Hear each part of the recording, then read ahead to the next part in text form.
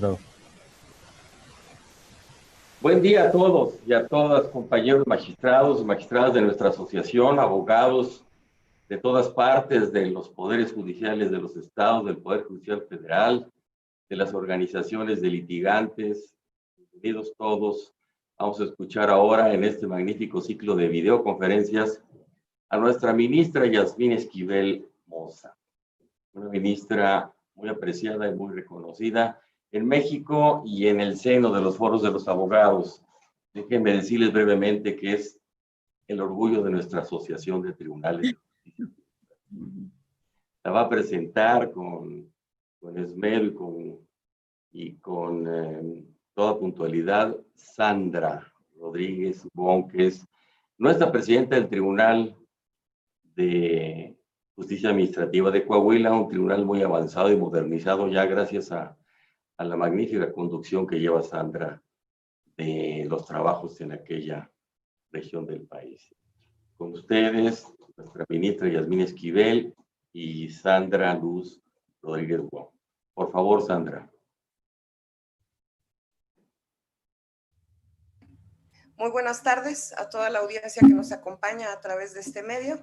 Hoy, dentro de este ciclo de conferencias, tenemos el honor de recibir a una destacada jurista, a quienes sus antiguos pares reconocen como fuente de inspiración y de aliento en el quehacer diario de los tribunales administrativos del país.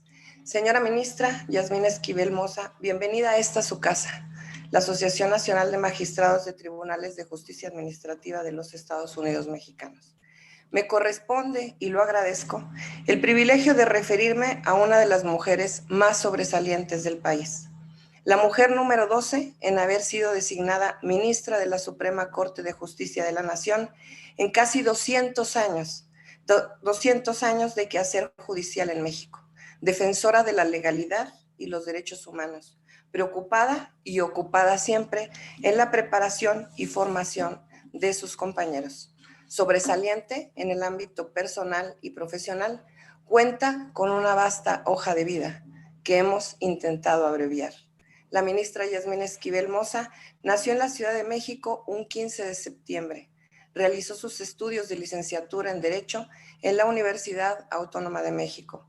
Cuenta con especialidades en Derecho Administrativo, Fiscal y el Sistema Financiero Mexicano, cursadas en la Universidad Panamericana. Es maestra en Administración de Instituciones Educativas por la Universidad Valle de México. Diplomada en Gobierno y Administración Pública por el Instituto Nacional de Administración Pública. Doctora en Derecho por la Universidad Complutense de Madrid en coordinación con la Universidad Anáhuac.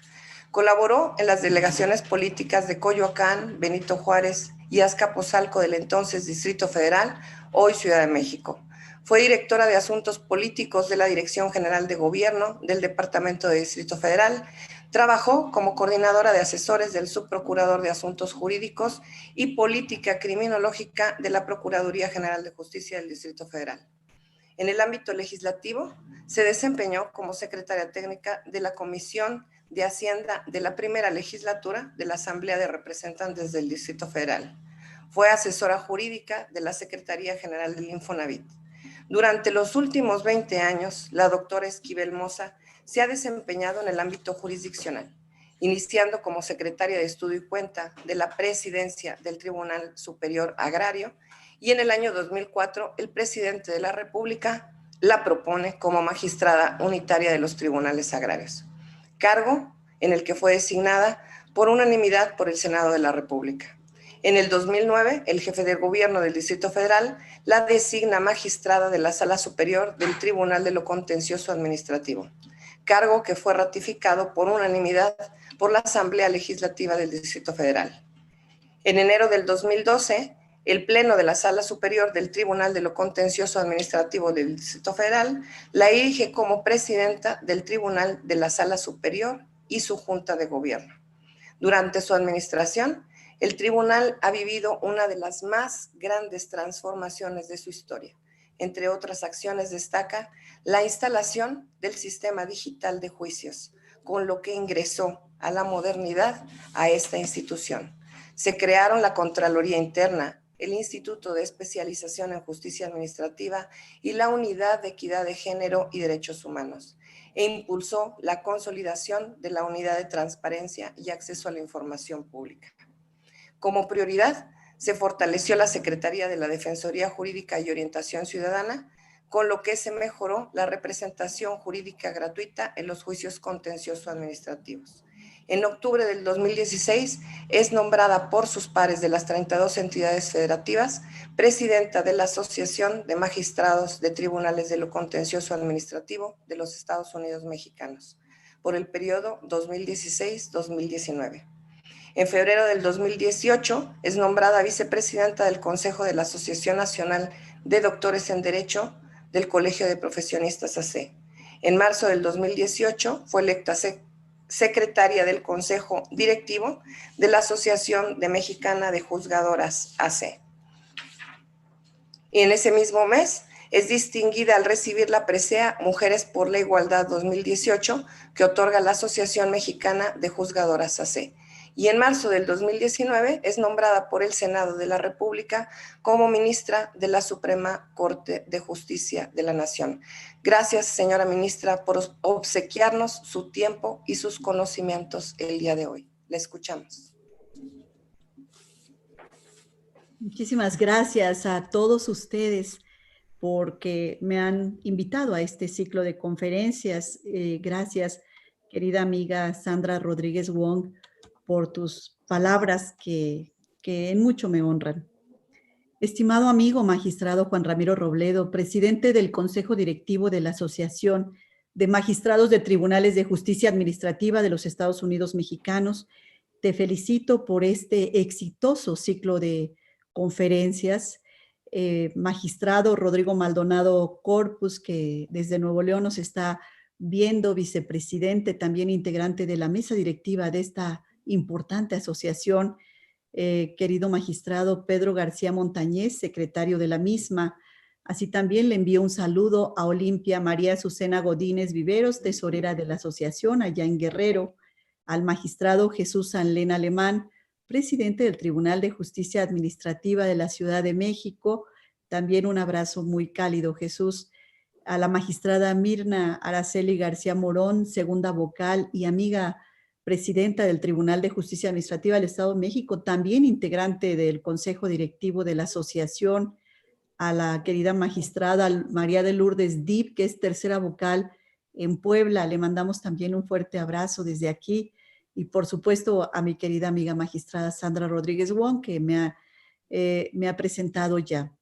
A todas y todos del Consejo Nacional de la Asociación, estimados amigos, magistrados, magistradas, presidentes de los diferentes tribunales administrativos de los estados, una asociación que tengo yo parte de mi corazón en ella y que efectivamente tuve el honor de presidir hace algún tiempo. Querido auditorio que nos acompaña a través de esta plataforma digital a este primer ciclo de conferencias Actualidad en la Justicia Administrativa en México, que hoy tengo el honor de participar. Es para mí un motivo muy especial de agrado este encuentro. Hoy necesariamente virtual. Con todas y todos ustedes me unen muchas experiencias con quienes compartí en el seno de la asociación que tuve el honor de presidir y que me siento sumamente estrechada y vinculada con ustedes. Agradezco la amable invitación a participar. Se han integrado destacados juristas en el ámbito nacional e internacional. La oportunidad de contar con este espacio de reflexión en un momento tan difícil, crucial en la vida de la humanidad, que habrá de definir en nuestro futuro el camino a seguir por los órganos de impartición de justicia en México y en el mundo.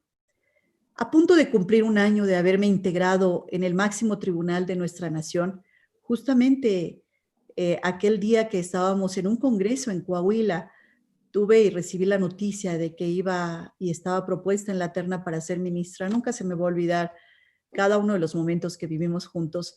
Uno de ellos inolvidable que es ese. Yo nunca me imaginé el desafío tan grande que traería tras de sí la pandemia, el coronavirus COVID-19 y la gran responsabilidad que habríamos de enfrentar desde el alto tribunal. Por mi mente nunca cruzó la idea de un giro tan drástico que iba a tener nuestra vida personal e institucional. Corren ya casi 4 meses que nos vimos obligados a sustituir nuestras labores presenciales por el trabajo a distancia. Nos encontramos en el umbral de grandes transformaciones. La llegada a nuestro país de la pandemia, un evento totalmente inesperado, inédito en la historia reciente, puso en jaque las instituciones de nuestro país. Un impacto que es palpable y permite vislumbrar grandes retos.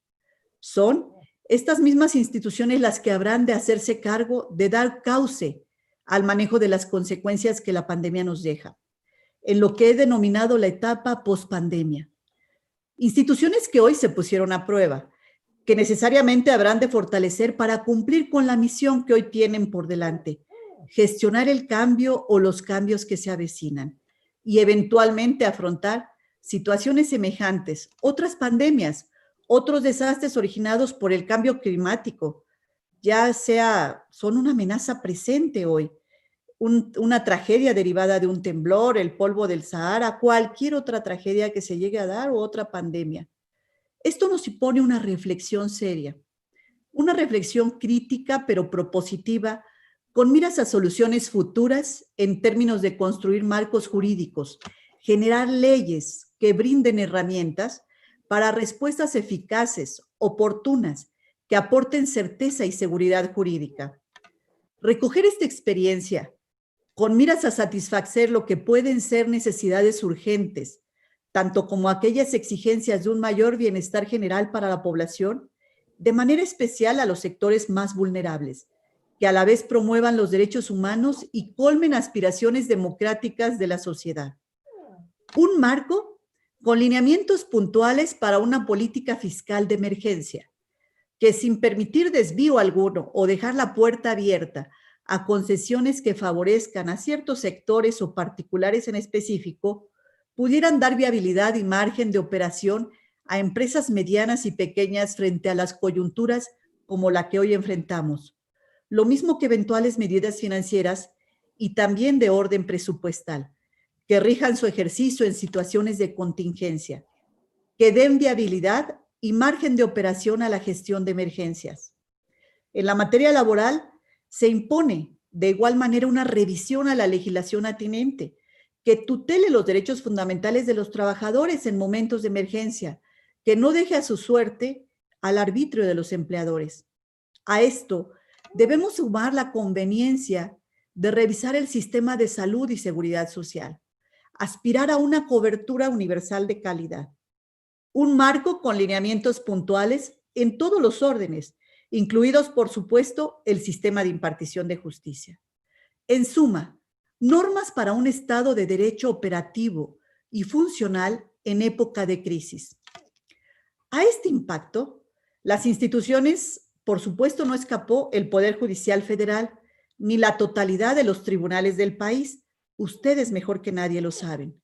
Las directrices sanitarias emitidas por la Organización Mundial de la Salud, la más importante, el confinamiento de las personas, como la mejor vía para evitar la propagación del virus hasta ahora desconocido, nos obligó, como una primera medida, la suspensión de actividades.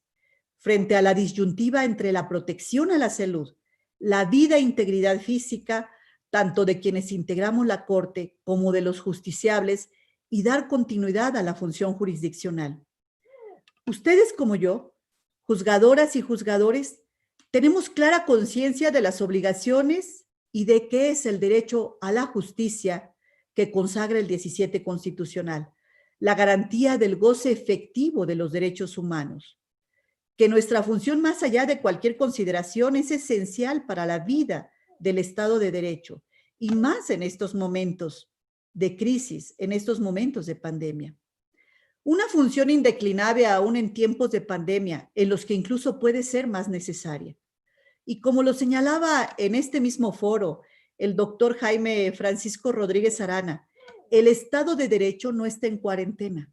Y yo me permito agregar, el Poder Judicial, como pilar del Estado, tampoco puede estar en cuarentena.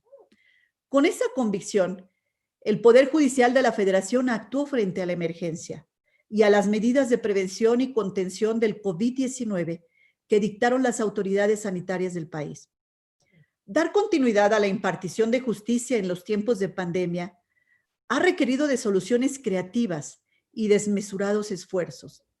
La impartición de justicia en los tiempos de pandemia también requiere soluciones creativas e inmediatas.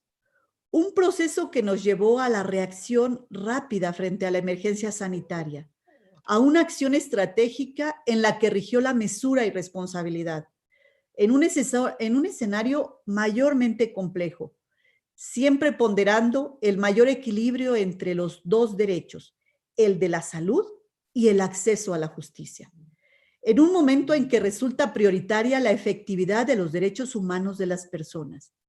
La pandemia hizo que el futuro nos tomara la delantera y fue necesario acelerar el proceso de modernización de la impartición de justicia que ya venía en curso, como lo anticipó el ministro presidente Arturo Saldívar Lelo de la Rea al rendir el primer informe de labores el año anterior. Como ahí lo señaló, mediante la aplicación de las tecnologías de la información y la comunicación, las TICs, desde el año anterior se emprendieron los primeros esfuerzos para hacer eficientes los procesos y abatir los rezagos a partir de las nuevas plataformas tecnológicas. Así, se realizaron las primeras gestiones para eficientar el trámite de expedientes, para facilitar el acceso a la justicia a las personas y finalmente para que tanto los órganos jurisdiccionales como la Administración Pública Federal, que interactúa cotidianamente en distintos litigios ante el Poder Judicial de la Federación, contaran con herramientas para desahogar eficientemente los juicios. En ese contexto, se consideró prioritario impulsar el llamado juicio en línea o juicio digital, mediante el cual es posible mejorar la atención a un mayor número de asuntos. Esta estrategia de modernización se centró en el desarrollo de 3 vías para el uso intensivo de tecnologías de la información y de la comunicación, que la pretensión de ejecutarlos masivamente hacia finales del año pasado. La primera vía, se implementaron nuevas funcionalidades que simplifican el uso del sistema electrónico de la Suprema Corte de Justicia y el portal de servicios en línea del Consejo. La segunda vía se diseñó para las personas físicas, morales, públicas y privadas que hacen uso masivo del juicio en línea mediante la incorporación de distintos módulos que permiten el seguimiento global de los asuntos, así como la realización de notificaciones y promociones. Y la tercera vía, para que las personas morales, incluidas las dependencias y entidades que fungen como autoridad responsable y partes en los juicios, se encuentren interesadas en celebrar convenios de interconexión con la Suprema Corte de Justicia o con el Consejo de la Judicatura Federal, que cuenten con la infraestructura tecnológica suficiente, que puedan conectarse directamente al sistema electrónico del Poder Judicial de la Federación, con sistemas de gestión propios para agilizar la notificación, el envío y recepción de todo tipo de requerimientos y comunicaciones, sin tener que utilizar portales que filtren o medien en ese intercambio de información. Aprovechando los avances de la infraestructura tecnológica y las herramientas que la era digital nos ofrece, con esa convicción de que nuestra función es vital para el Estado de Derecho y garantía para el acceso a la justicia, fue posible adoptar las primeras acciones para la continuidad de nuestras actividades en la Suprema Corte de Justicia y en el Consejo de la Judicatura Federal. Como ya es de todos conocido, el Tribunal Pleno actuó rápidamente, tanto como su presidente al frente del Consejo de la Judicatura Federal, dictando acuerdos que instrumentaron las distintas medidas. Y en efecto, a partir del 17 de marzo pasado, conforme fue evolucionando la pandemia en nuestro país, tanto adecuándose las medidas sanitarias, el Pleno de la Corte, en uso de sus atribuciones que le confiere el artículo 94, párrafo 5 de la Constitución Política de los Estados Unidos y el artículo 11, fracción 21ª de la Ley Orgánica del Poder Judicial de la Federación, para emitir acuerdos generales en las materias de su competencia, dictó diversos instrumentos a través de los cuales se sentaron las bases para la reanudación paulatina de nuestras actividades cada vez de mayor escala, aprovechando el uso de las tecnologías de la información hasta llegar el día de hoy en que la Corte ejerce prácticamente el 100% de sus competencias constitucionales en línea. Esta facultad, que desde nuestra ley fundamental autoriza al Pleno para dictar acuerdos generales tendientes al adecuado ejercicio de la función jurisdiccional, fue la vía para normar las acciones inmediatas que se imponía implementar, en el estricto marco de nuestras atribuciones, con la flexibilidad que exige una situación excepcional. Tengamos presente que si se había avanzado en la infraestructura tecnológica, sí, también se había dado impulso al juicio en línea que la Ley de Amparo prevé desde 2013. Sin embargo, carecíamos de un marco normativo que regulara escenarios como el que actualmente vivimos. Fue necesario, siempre preservando el equilibrio entre la protección a la salud y el acceso a la justicia, la construcción de ciertos lineamientos mínimos que permitieran el ejercicio de nuestra función en el contexto de la pandemia, el que fuera de las medidas sanitarias que ninguna ley prevé. A modo de ejemplo, la legislación en la materia no prevé ninguna disposición legal que regule los aspectos relativos al lugar y a la forma presencial o distancia en que deben celebrarse las sesiones del Pleno y de las salas de la Corte.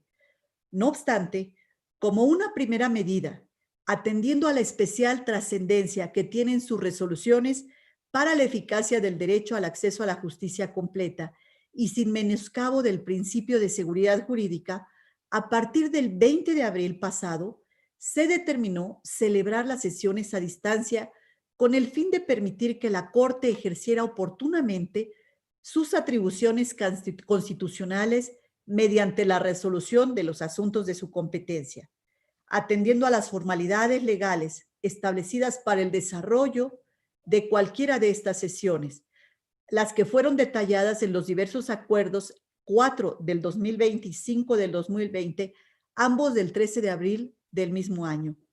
Ya se imaginarán ustedes, queridos amigos, tuvimos que aprender la utilización del equipo, de computadoras, de impresoras, escáner, el lenguaje tecnológico, Webex, que si era Zoom, que si era Google, que si es por Internet o por Ethernet, webinar, en fin, lenguaje que para una persona joven sería muy sencillo, pero para nosotros ciertamente no lo fue. Pero aquí estamos, nuestra comunicación laboral y personal limitada a una computadora y una pantalla. ¿Cómo extrañamos aquellos congresos y conferencias donde para nosotros saludarnos personalmente, compartir nuestras experiencias, comer, cenar juntos era esencial? Tenemos confianza que esto pasará. Pues también, como ya lo mencionaba, el Pleno hemos emitido sendos acuerdos. Además de los ya precisados, ha sido un total de 9 que a esta fecha han prorrogado, en concordancia con las medidas decretadas por la autoridad sanitaria, la suspensión de plazos en los asuntos de su competencia hasta el próximo día 15 de julio, habilitando los días que resulten necesarios para actuaciones judiciales que se precisan en cada uno de los acuerdos. Y en lo particular me quiero referir a los que aluden los acuerdos generales 10-2020 y 12-2020 del 26 de mayo y 29 de junio de este año, y en ellos se da un paso importante y definitivo que permite presentar la demanda, interponer un recurso, revisar un expediente, notificarse e inclusive comparecer a una audiencia, todo en vía digital y respecto a todos los asuntos de competencia de nuestro alto tribunal. Y bueno, ya no solo respecto a controversias constitucionales urgentes, como en principio se acordó, sin que ello obste, desde luego, su tramitación física. ¿Pero qué implica todo esto? A partir de esos acuerdos, se puede promover en vía electrónica los escritos iniciales de todos los asuntos competencia de la Suprema Corte de Justicia de la Nación mediante el uso de la FIREL o la firma e-firma, antes fiel. Generándose los expedientes electrónicos respectivos, se provee por la misma vía respecto de tales asuntos, se realizan las notificaciones por oficio, por lista o por rotulón electrónicos.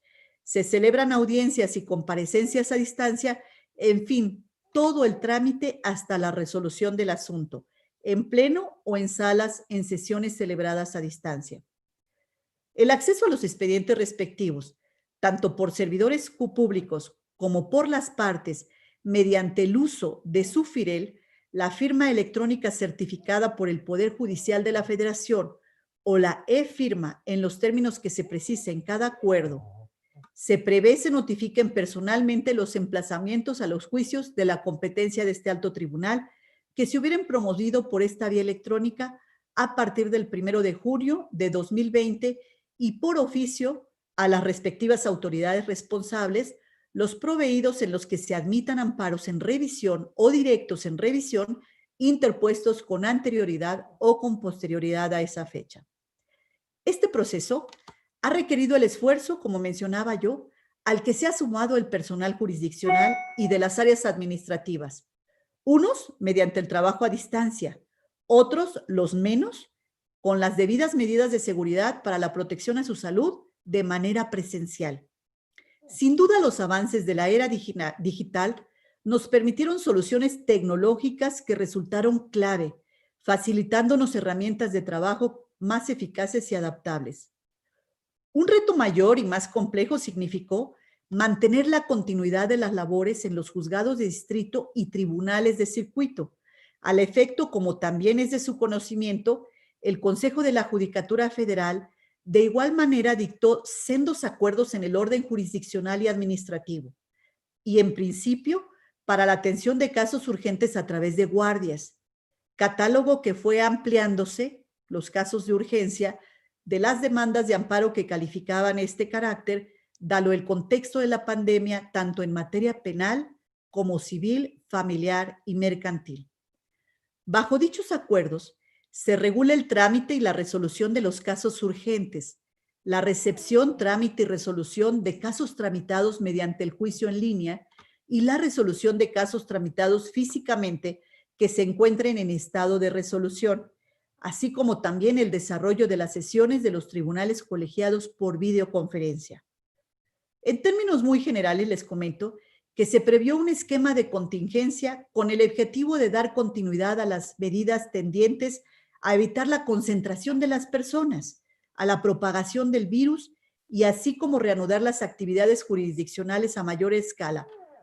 Por hoy, hasta ahora, hasta el 15 de julio de este año, el cual regirá la función jurisdiccional bajo los siguientes postulados.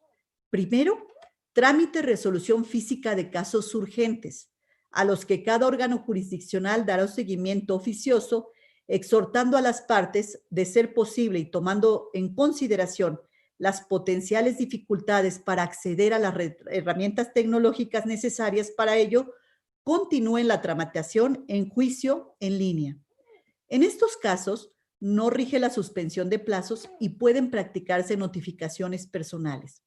Segundo, resolución de casos tramitados físicamente en los que únicamente quede pendiente la emisión de la sentencia hasta la resolución final. Y en este supuesto, sí rige la suspensión de plazos y la notificación de la resolución se hará de manera escalonada una vez que se normalicen las actividades. Tercera, recepción y trámite de resolución de casos nuevos tramitados en juicio digital o en línea, así como la reanudación de los radicados con anterioridad al inicio del periodo de contingencia y en ambos casos su tramitación y eventual resolución siempre que la totalidad o la mayoría de las actuaciones se puedan realizar a través de los medios electrónicos, con excepción de aquellos en los cuales se requiera la celebración de audiencias o el desahogo de diligencias judiciales en las que sea necesaria la presencia física de las partes y que no puedan desahogarse mediante videoconferencias o cuando resulte necesaria la práctica de notificaciones personales. Y cuarta, suspensión de plazos y términos para casos restantes. Mediante la solución tecnológica, similares adoptadas en un buen número de órganos de impartición de justicia en todo el país. Me refiero al Tribunal Electoral del Poder Judicial de la Federación, que también sesiona a distancia y ha implementado el juicio en línea por cuanto al juicio para la protección de los derechos político-electorales del ciudadano. Todos en aras de dar continuidad a la función estatal de impartir justicia, garantizar a los justiciables el acceso a esta en la mayor medida de lo posible y la plena tutela de los derechos humanos, haciendo eco en las recomendaciones de organismos internacionales que en derechos humanos, tanto el sistema interamericano como el sistema universal. Y en efecto les quiero comentar que la resolución 1 del 2020, Pandemia y Derechos Humanos en las Américas, la Comisión Interamericana de Derechos Humanos exhortó a los estados a asegurar la existencia de mecanismos de acceso a la justicia ante posibles violaciones de los derechos humanos en el contexto de las pandemias y sus consecuencias. Asimismo, en la Declaración de Emergencia Coronavirus, Desafío para la Justicia, en esta declaración, el relator especial de Naciones Unidas sobre Independencia Judicial calificó como decisión urgente la racionalización inmediata a lo esencial de los servicios que prestan los sistemas de justicia en torno a asuntos que puedan considerarse prioritarios. Señaló que las tecnologías de la información y el uso del teletrabajo para enfrentar la crisis actual, procesando casos de abusos desde ser urgentemente puesto en funcionamiento. En esta misma línea, se sumó también el Tribunal Federal de Justicia Administrativa, que desde el mes de abril lleva a cabo sesiones virtuales, tanto en pleno general como en cada una de sus secciones. Además, recordemos que desde el año 2011, este tribunal implementó el juicio en línea, del que fue pionero en nuestro país. Desde este juicio, conoce una sala especializada de juicio en línea y la sala especializada en materia de propiedad intelectual, que conoce también de la modalidad como la tradicional, es decir, esta última en un esquema mixto. Se trata de un juicio en línea integral. Esto es que desde la demanda hasta la notificación de la resolución, todo se lleva a cabo a través de medios electrónicos, incluso el desahogo de pruebas, salvo que se trate de testimoniales, que requiere de una diligencia especial que se lleva a cabo de manera presencial. Aunque, como sabemos, dada la naturaleza de los asuntos que conoce el tribunal, el ofrecimiento de este medio de prueba es excepcional, al igual que los tribunales de justicia administrativa locales. Para acceder a esta modalidad, se requiere el registro de e-firma, hasta ahora un trámite que debe llevarse a cabo de manera presencial, o en el caso de los demás tribunales también puede ser a través de la FIREL del Poder Judicial Federal. En los próximos meses, sabemos ya, se materializará un nuevo proyecto en este tribunal que se llama el Juicio en Línea 2, a implementarse en las salas del tribunal. Un importante referente considerado que se trata de una experiencia exitosa en casi una década desde su implementación. Muchos de sus tribunales, al igual que los tribunales superiores de justicia de los diferentes estados de la República, han adoptado medidas para dar continuidad a sus actividades jurisdiccionales. Algunos ya tenían incluso avances importantes. Otros emprenden los primeros pasos en un desarrollo que dista mucho de ser uniforme. Lo cierto es que debemos dar cumplimiento al 17 constitucional en todo momento, y más, como lo mencioné hace un momento, en pandemia, incluso continuar sesionando en todo este tiempo. Señoras y señores, amigos, son estas las bases en las que se construye la justicia digital, en el Poder Judicial de la Federación y en nuestro país. Esta es una realidad, no hay marcha atrás. Sus ventajas son muchas y habrán de redundar en el futuro inmediato, en la modernización del sistema de justicia en nuestro país. Permitirán el mayor acceso a una justicia pronta, accesible, transparente, ágil, eficiente, en beneficio de los justiciables. Coadyuvarán además a evitar el rezago de expedientes, reducir los costos de los procesos judiciales, eliminar traslados hasta ahora obligados a veces de una ciudad a otra en la República, evitar la concentración innecesaria de personas en los órganos jurisdiccionales, incluso el uso de papel en beneficio del medio ambiente. Aunque ahora a lo largo de la pandemia, según lo venimos exponiendo, se han dado en la mayor medida posible el ejercicio de nuestra actividad jurisdiccional y se ha dado trámite a casos urgentes mediante la utilización de los sistemas tecnológicos y el trabajo a distancia. Es previsible un incremento importante en el volumen de asuntos a tramitar y resolver una vez que concluya la etapa de confinamiento y se reanuden las labores presenciales, lo que habrá de ser de manera paulatina y escalonada según lo previsto por las autoridades sanitarias. Además, de ese incremento en el número de asuntos habrá de considerarse el rezago que se va a generar ante la imposibilidad de llevar a cabo diligencias que debían desahogarse de manera presencial en aquellos asuntos en trámite y en los que habrá de continuarse con el procedimiento a levantar la suspensión de los términos. Esto sin desconocer el esfuerzo que se realizó en este tiempo por los diferentes tribunales, cuyos equipos a distancia, ante la imposibilidad de realizar otras actividades que exigían la presencia física de los órganos jurisdiccionales, trabajan para abatir rezago. Y debemos vislumbrar estas y otras problemáticas que habrán de surgir una vez que se restablezcan actividades y empezar a proyectar qué es lo que vamos a hacer al regreso a la normalidad. Los sistemas de justicia locales y el federal, cada uno en la esfera de su competencia, habremos de estar preparados para desahogar todos estos asuntos en un lapso razonable, a fin de evitar que la dilación en la resolución de las controversias plantadas se convierta en un problema social. Debemos actuar con toda prontitud, la máxima eficacia para la justicia, para que la justicia y estos requerimientos de la nueva era y transitar rápidamente a una modernidad virtual, a la justicia digital. Amén de las recomendaciones de organismos internacionales a los que me he referido, así como el reconocimiento de nuestra Constitución y diferentes convenciones internacionales del derecho fundamental de acceso a la justicia como el instrumento para el goce efectivo de los derechos humanos de las personas. La insistencia del Consejo de Europa y del Consejo Consultivo de Jueces Europeos al advertir a los estados el acceso a la justicia exige garantizar que todos los métodos alternativos de resolución, así como la digitalización de los procesos y procedimientos de gestión en juzgados y tribunales, es necesaria. Así también el informe de la Comisión Europea, en la que se subraya como el primer factor constatado para la mejora de la calidad de un sistema judicial, en términos de eficiencia, la modernización de los medios informáticos, en particular de los medios y sistemas de gestión procesal. Eficacia que señala es requisito imprescindible para crear un clima de confianza en el entorno económico y social, porque solo la constatación de que los derechos individuales y sociales se hayan protegidos en cualquier circunstancia permite generarla.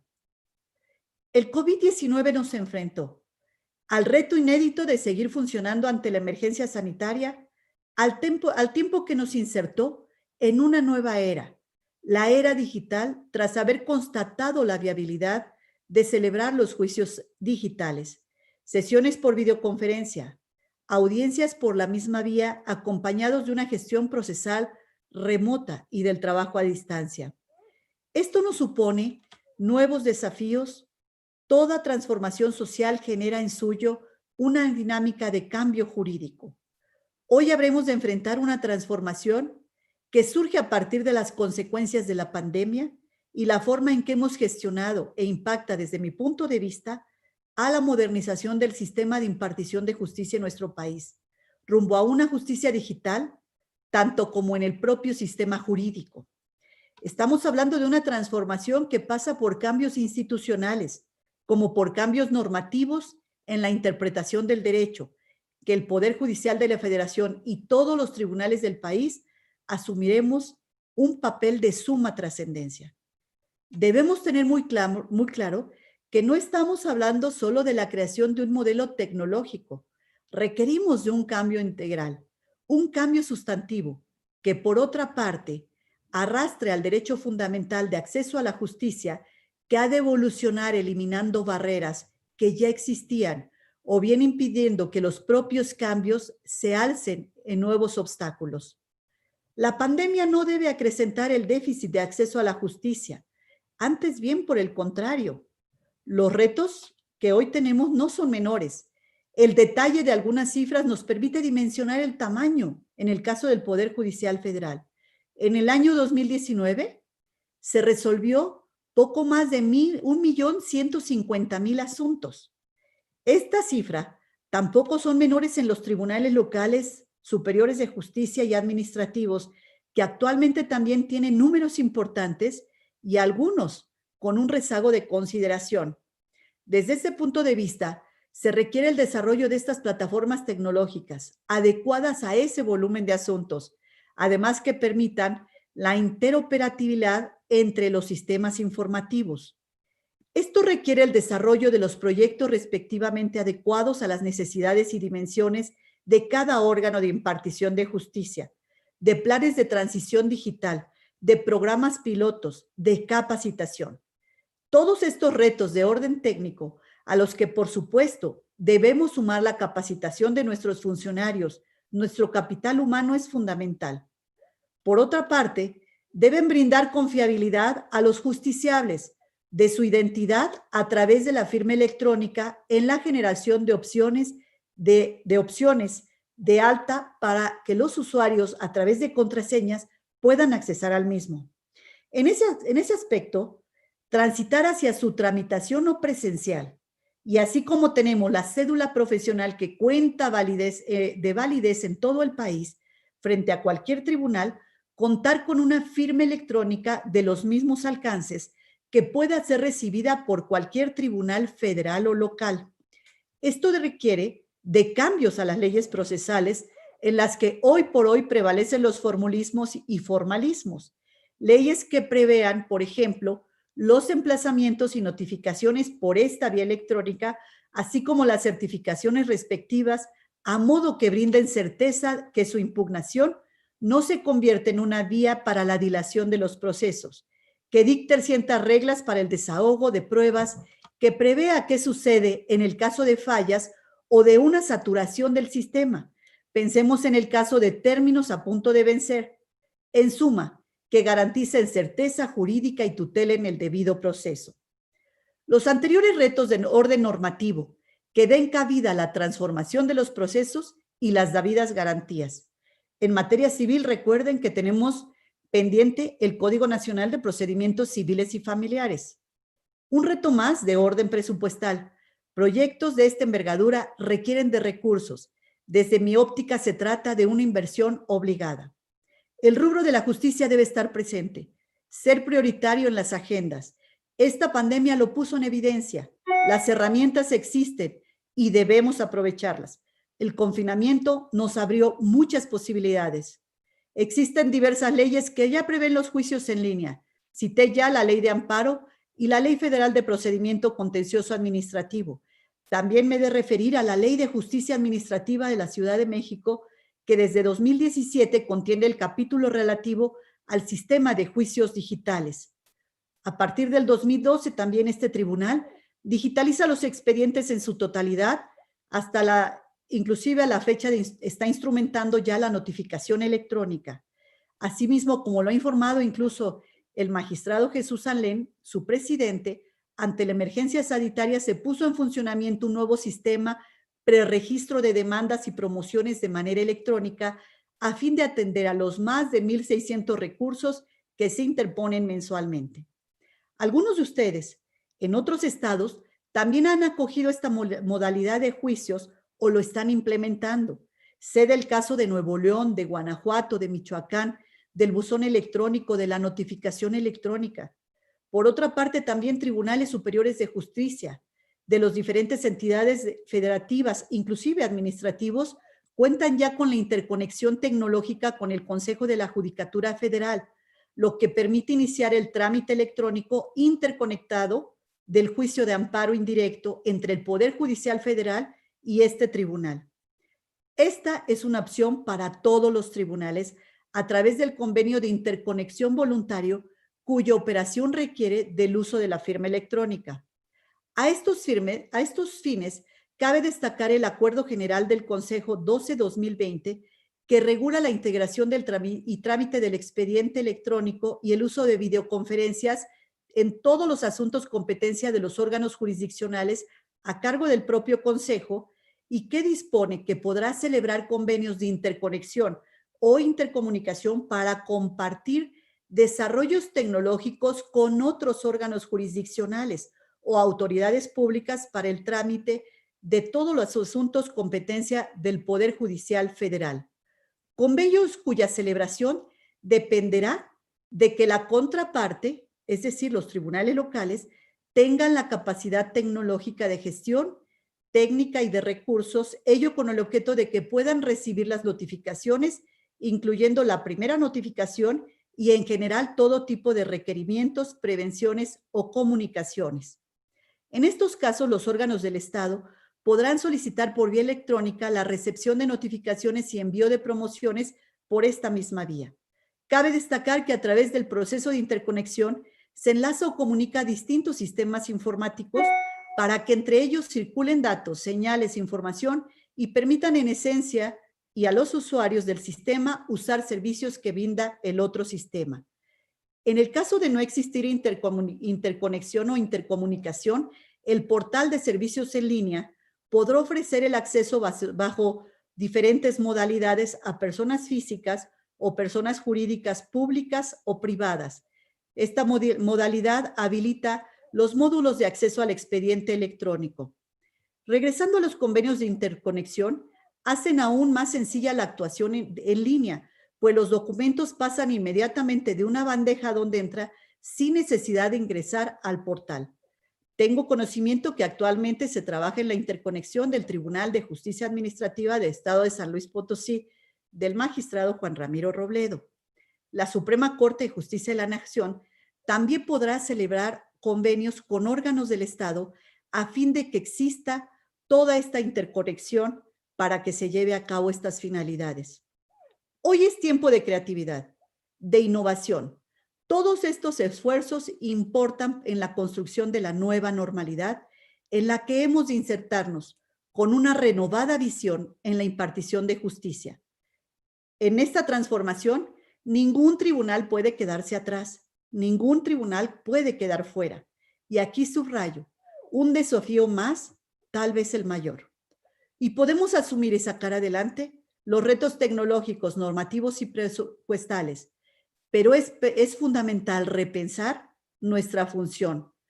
Es indispensable un cambio de mentalidad que nos abra un nuevo modelo de impartir justicia, a nuevas formas de trabajo y comunicación, a modo no solo de solventar el cambio, sino también de influir en el foro de abogados. Esta debe ser una auténtica transformación que infunda confianza y sea capaz de vencer las viejas inercias y resistencias. Y el cambio debe empezar por nosotros, las y los juzgadores. La competencia que de manera creciente hoy asumen los tribunales de justicia administrativa es de capital importancia en estos momentos. Involucran cuestiones que en tiempo de pandemia y en pospandemia seguramente aflorarán nuevos litigios, muchos vinculados con los derechos DESCA, derechos económicos, sociales, culturales e ambientales. A fin de cuentas, ustedes también tutelan derechos humanos de las personas. Con certeza, deberemos emprender nuevas reflexiones, asumir nuevos criterios, modificar otros en el contexto en que hoy nos encontramos, salvaguardando siempre el interés general y la buena administración. Y otro aspecto fundamental que ya mencionaba está la transformación. No debe quedar solo en la modernización tecnológica que brinde un mayor acceso a la justicia. En esta época en que hemos aprovechado las herramientas digitales, también en una mayor difusión en muy variados temas. A propósito de un debate sobre la justicia digital, escuché el testimonio de una abogada que representa a una organización de la sociedad civil que apoya a las mujeres, que comentaba el caso de la Sierra de Guerrero. No solo difícil, sino también peligroso el acceso a esa zona, y a través de un teléfono celular pudieron promover un amparo sobre una situación de extrema urgencia.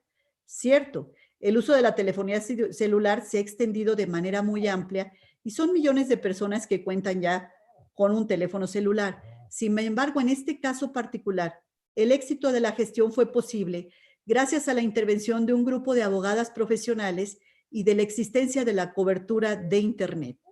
Esto lamentablemente no ocurre en la generalidad de los casos. Los grandes despachos podrán adaptarse con relativa facilidad. El común de las personas encontrará mayores obstáculos y debemos buscar alternativas para hacer accesible la justicia digital a todas las personas, que está, en verdad, se convierte en una vía para la mayor acceso a la justicia que cubra el déficit que hoy tenemos. De nada servirá contar con tecnología de punta, normatividad de avanzada, personal calificado, si no logramos acercar la justicia a toda la gente. La pandemia ha sido una suerte de golpe a la realidad, que ha visibilizado fortalezas lo mismo que debilidades y carencias. Como toda crisis, acentuará vulnerabilidades, abrirá más brechas que antes ya teníamos, pero también ofrece nuevas oportunidades. Aprovechar, buscar nuevas vías de acceso a la justicia, no solo es una oportunidad, es una obligación. La cobertura de Internet, los instrumentos materiales para acceder a estas nuevas herramientas, sobre todo a personas en condiciones de vulnerabilidad, es imperativo en este proceso de transformación. Y un canal que considero pueden ser las defensorías públicas. En el Consejo de la Judicatura Federal existe el Instituto Federal de la Defensoría Pública, encargado de garantizar el derecho a la defensa pública en materia penal y el acceso a la justicia mediante la orientación, asesoría y representación jurídica en materia administrativa, fiscal, civil y en causas penales, que permite atender a la población menos favorecida.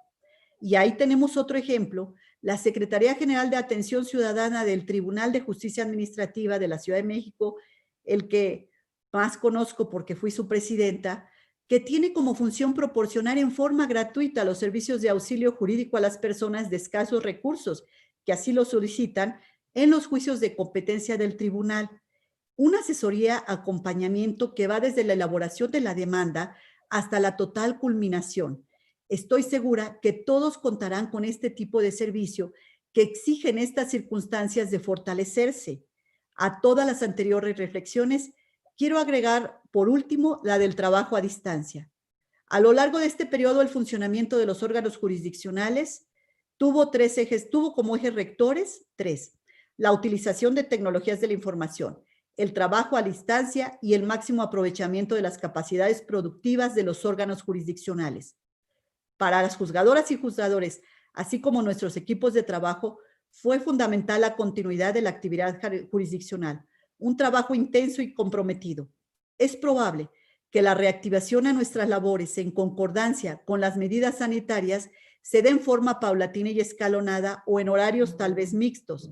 Las personas consideradas como vulnerables en función del COVID-19 tal vez tarden más tiempo en incorporarse a los espacios físicos de los órganos jurisdiccionales. Incluso podemos pensar que el trabajo a distancia sea parte de la nueva normalidad. Y considerando todo lo anterior, será conveniente establecer protocolos adecuados, todos los casos considerando las disposiciones que en materia laboral deberán de regir. Estos fueron apenas unas reflexiones en torno al cambio que nos toca vivir.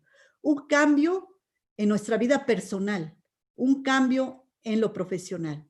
La pandemia auténticamente nos puso en paro, dándonos la oportunidad de hacer un alto en la vorágine del día a día, de tomar contacto con lo importante, desplazando casi siempre por lo urgente.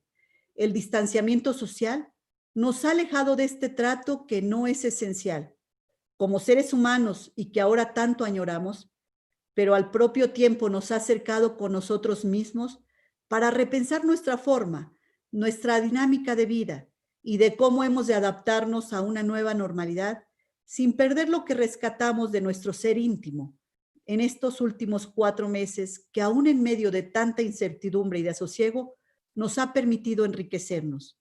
Como juezas y jueces, Los cambios que hemos experimentado en aras de dar continuidad a nuestra actividad jurisdiccional, hoy se nos impone encauzarlos hacia un sistema de impartición de justicia moderno, asequible a todos, que brinde un mayor y mejor acceso a la justicia. Una transformación en la que todas y todos estamos comprometidos en la convicción indeclinable de fortalecer nuestra función y del Estado de Derecho. Muchas gracias.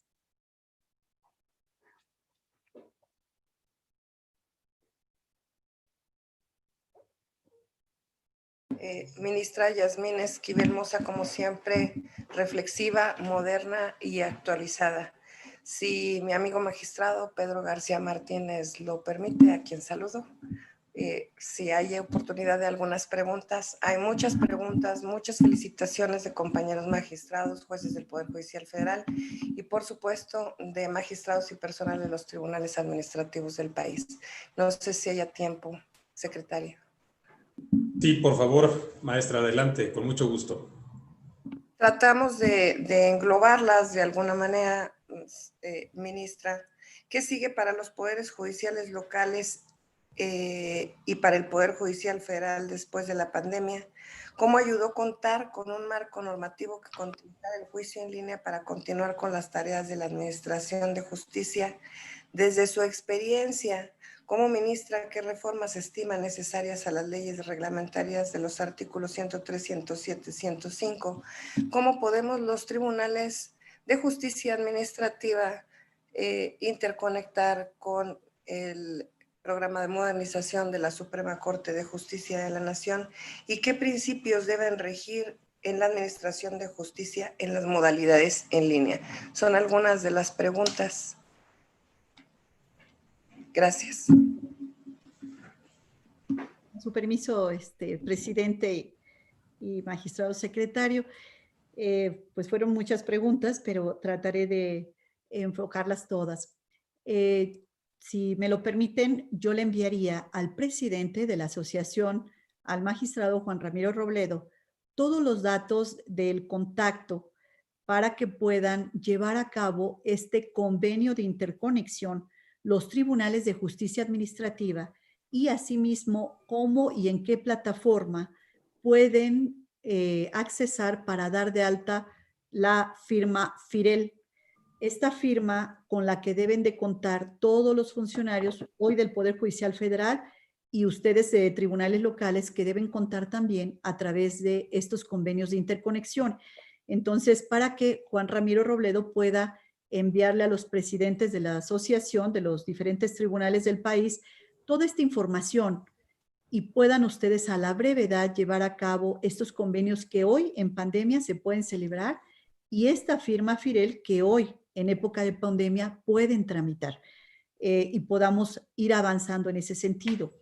Y para que también las áreas tecnológicas del Poder Judicial Federal les digan cuáles son los requerimientos técnicos que deben tener sus servidores, su site, todo lo que ustedes mejor que nosotros, lo que conocen más las áreas técnicas que nosotros los abogados. Toda esta parte técnica y tecnológica con la que deben contar los tribunales para poder ser conectados. De no ser así, tenemos una segunda opción que es a través del portal en línea. Y si tampoco fuera posible a través de esa herramienta, entonces sí tendrían que solicitar los recursos suficientes a sus congresos locales para que puedan tener, que eso se ve todavía aún más complicada, esa tercera opción, de que puedan tener y poder tener el equipamiento adecuado para conectarse. Entonces, sí se puede hacer, se puede avanzar, lo podemos implementar. Y a través de estos mecanismos de los que yo he comentado hoy, donde el Poder Judicial Federal se ha ido adaptando y cada día se emiten acuerdos nuevos. Bueno, no cada día, pero con frecuencia se emiten en las sesiones los acuerdos nuevos que vayan dándole accesibilidad a una justicia 100% completa y poder avanzar en ello.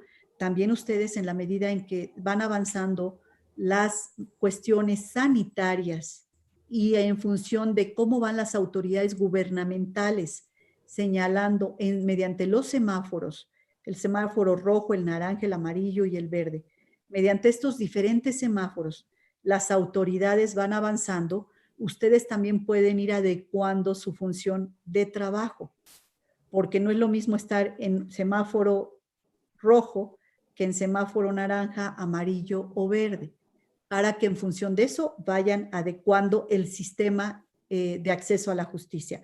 Aquí lo importante es que nadie se quede atrás. Lo importante es que nadie se quede sin hacer lo que debe de hacer, sin hacer algo en función de esto, de este reto que hoy tenemos. Sobre los cambios normativos, son muchos los que se deben de hacer, tanto a nivel local como a nivel federal. Y en esos cambios normativos, considero que estas asociaciones, hoy de magistrados o asociaciones de abogados, pueden hacer aportaciones muy importantes para que desde nivel federal se den los cambios normativos que la pandemia nos ha abierto, que la pandemia nos ha hecho vislumbrar. Y estos deben ser propuestos, evidentemente, a las autoridades legislativas a través también de las asociaciones. ¿Qué cambios normativos necesitamos en la Constitución Federal, en la Ley de Amparo? ¿Qué estamos viendo que requerimos? ¿En qué otro tipo de ordenamientos, e inclusive de orden presupuestal a nivel federal y locales en cada una de las entidades, y pueda a través de la misma asociación hacer llegar a este poder legislativo federal y locales todo lo que nosotros podamos requerir? Es muchísimo, sería innumerable los asuntos y normativas que se tienen que adecuar a partir de ahora en esta nueva función digital y en esta nueva normalidad que tenemos hoy enfrente. Gracias, ministra. Magistrada.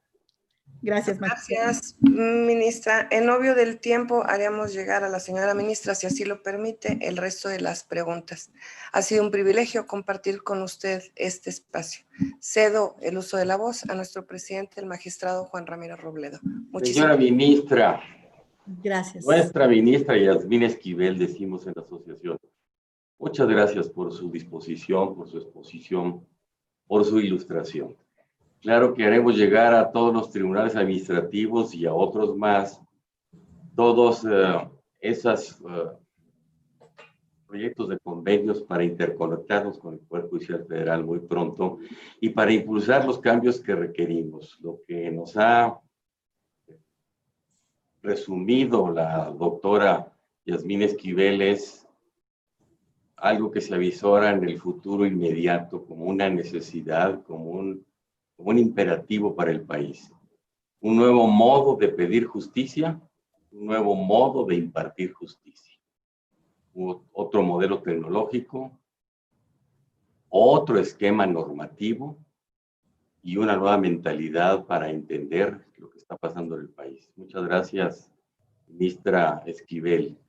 Ha sido una exposición digna de una juez mayor, de una juez del Estado mexicano.